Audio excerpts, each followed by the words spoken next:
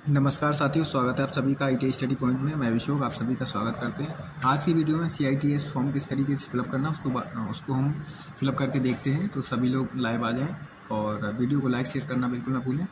तो यहाँ पे सबसे पहले आपको लॉगिन करना है। लॉगिन में आप जा करके आप अपना नाम जो भी मिस्टर मिसिस है उसको सिलेक्ट करेंगे। उसके बाद आपका पहला नाम और मिडिल नेम में अगर हो तो डाल सकते, नहीं है तो कोई बात नहीं। इसके बाद आपका लास्ट नेम आ जाता है। लास्ट नेम के बाद आपका डिग्री डिप्लोमा के आधार पर या मार्कशीट हाई स्कूल के आधार पर जो भी आपका नाम है उसको फिलअप करना है। इसके बाद आपका लिंग जो भी मेल फीमेल है उसको आप फिलअप करेंगे और इसके बाद डेट ऑफ बर्थ यहाँ पे आपको डालने के बाद अगला जो ऑप्शन आएगा आपको चलिए हम यहाँ पे डेट ऑफ बर्थ को फिलअप कर लेते हैं।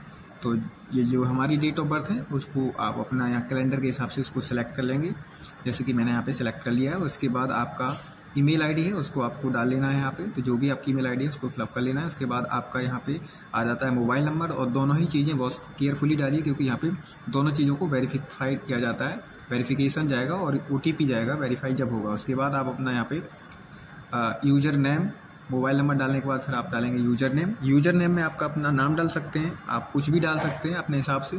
वो आपको याद रखना चाहिए क्योंकि उसको डालने के बाद आपका एक जो पासवर्ड बनेगा यूज़र आईडी का पासवर्ड उसको भी बनाना है आपको। तो वो आप केयरफुली डालिए ताकि आपको वो याद रहे।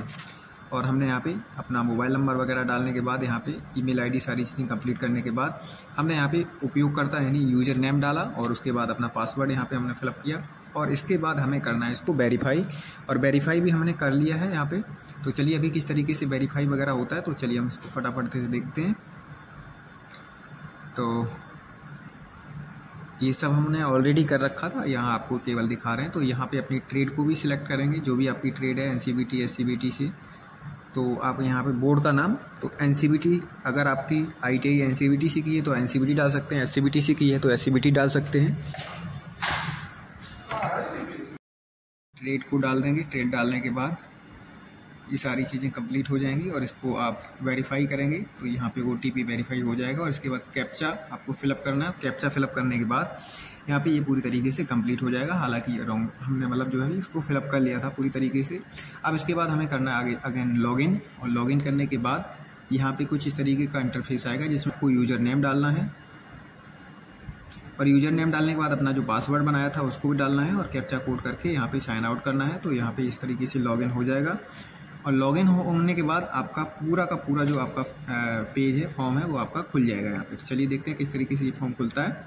तो यहाँ पे हमने कैप्चा कोड डाल के और यहाँ सक्सेसफुल कर दिया है। तो देखिए यहाँ पे हमारा ये फॉर्म खुल के आ गया है। इसमें आपको पूरी डिटेल फिलअप करनी है, हालांकि हमने ऑलरेडी इसको फिलअप कर लिया था।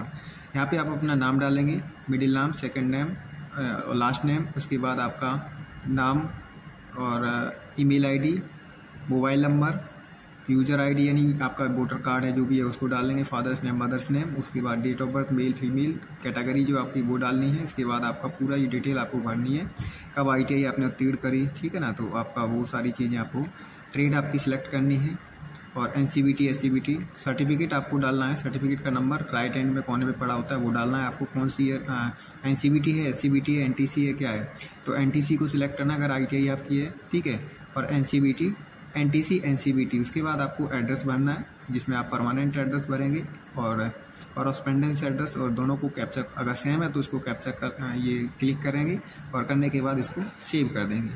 अगला पेज खुल के आएगा इस तरीके से, ठीक है। तो यहाँ पे आपका ये पूरा फॉर्म हमारा यहाँ पे कंप्लीट हो गया। इसके बाद आपका यहाँ पे देख सकते हैं कि किस तरीके से आपका ये फॉर्म भरा जाता है। इसके बाद अगर कोई गलती है तो यहाँ पे एडिट पे जाकर के आप करेक्शन भी कर सकते हैं। इसके बाद यहाँ पे अपलोड डॉक्यूमेंट्स आ जाते हैं जिसमें आपकी क्वालिफिकेशन डिटेल भरनी है, जो आपकी ग्रेजुएशन वगैरह उसको भी आप अपलोड कर सकते हैं। इसके बाद आपका यहाँ पे ITI से जो NTC है वो आपको यहाँ पे अपलोड करनी है। इसके बाद आपका फ़ोटो एंड सिग्नेचर करनी है, और उसके बाद जो है आपका लास्ट में एक कास्ट सर्टिफिकेट भी आपको अपलोड करना है। इसके बाद अगर राइट साइड में आप रेड कलर में देख पा रहे हैं, यहाँ पे एडिट भी कर सकते हैं अगर कोई मिस्टेक है, और इस तरीके से आप यहाँ पे जाकर के इसको सेव कर देंगे। फिर जाकर के पेमेंट मोड आ जाएगा और इसमें आप अपनी पेमेंट कर पाएंगे। तो यहाँ से जाकर के आप अपना पेमेंट कर पाएंगे, और पेमेंट करने के बाद इस तरीके से पूरा फॉर्म भी कंप्लीट होता है। आशा करते हैं ये वीडियो आप लोगों के लिए काफ़ी हेल्पफुल रही होगी।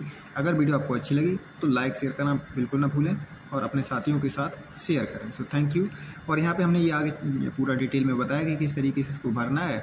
तो मैंने चाहा कि इसको बहुत ज़्यादा लंबा ना किया जाए, तो इसको इसी तरीके से ये पूरा का पूरा हमने यहाँ पे विस्तार पूर्वक बताया है। ये हमने थोड़ा सा शॉर्टअप में ले लिया था, तो इसको इस तरीके से पूरा आप फिलअप कर सकते हैं। तो पूरा आप देख सकते हैं इस तरीके से हमने इसको भरा था। और इसके अलावा आगे ये पूरा फॉर्म जो है इस तरीके से पूरा खुलेगा, स्टेप बाय स्टेप एक एक चीज़ यहाँ पे। और फिर अगला जो है सक्सेस हो गया। यहाँ पे दूसरा स्टेप आ गया, इसमें डॉक्यूमेंट्स किस तरीके से अपलोड करने हैं, कितना केबी है उसको आप साइज़ अपना देख के उसी हिसाब से बना करके उसको अपलोड करेंगे, क्योंकि यहाँ पे फिर अगर साइज़ कम ज़्यादा होगा तो वो अपलोड नहीं होगा, बहुत ज़्यादा कम है तो फिर वो आपका वेलर हो जाएगा। तो इसलिए जो आपका साइज़ दिया हुआ है उसके अकॉर्डिंग आपको यहाँ पे फिलअप करना है। ये हम